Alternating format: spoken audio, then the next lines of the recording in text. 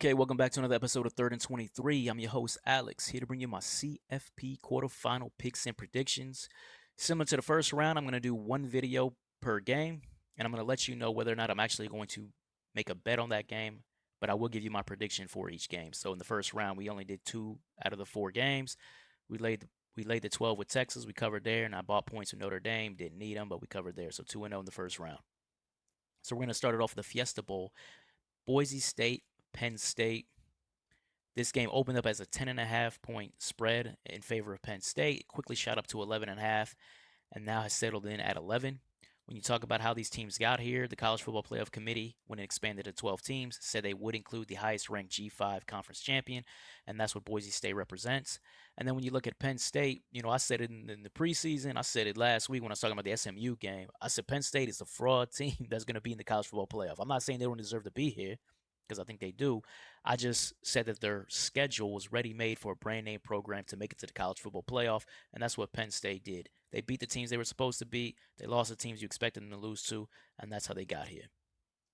Now, you look at the critical matchup, I guess you could say, of this game. What's going to decide the winner of this game is going to be Ashton Jeanty, Heisman finalist running back for Boise State, coming off a historic season, versus Penn State's defense, which I believe drives is what's the key to success for Penn State over the past few years, has been their defense. They have a fierce front seven, and they're great on the back end. So it's going to be that factor I believe is going to determine the winner of this game.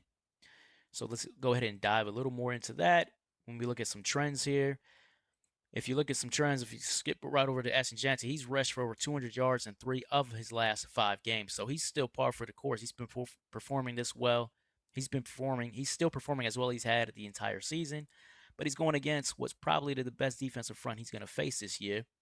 If you take out the Oregon game, Penn State has 13 sacks and 35 tackles for loss in their last 4 games. So this is going to be, if Ashton Jeanty can't run the ball, you already know Boise State has no shot at winning this game.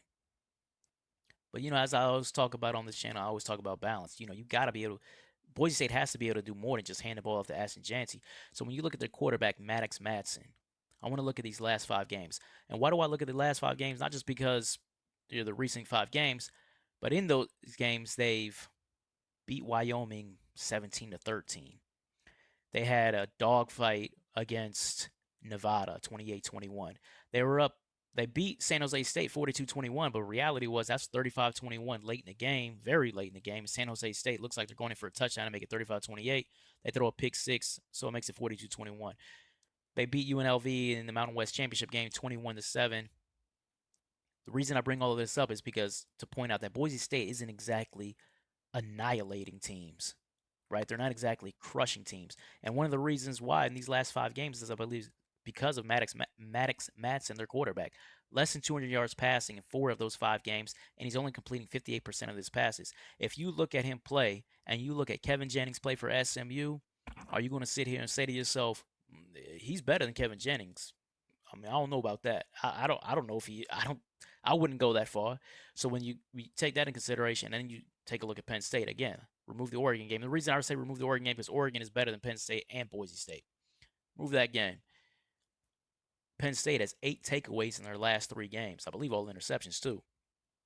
So you're going to have a struggling quarterback who's certainly going to be playing above his weight class, playing against his Penn State defense, and a Penn State secondary that is being pick happy right now.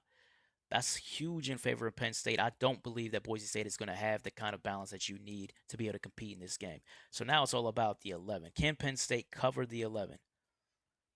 I don't see Jeanty getting off in this game. I'm a believer in what Penn State has in the front 7. I don't think Jeanty's going to get off. I think he's a really good player, but I don't think he has really good players around him to help him out.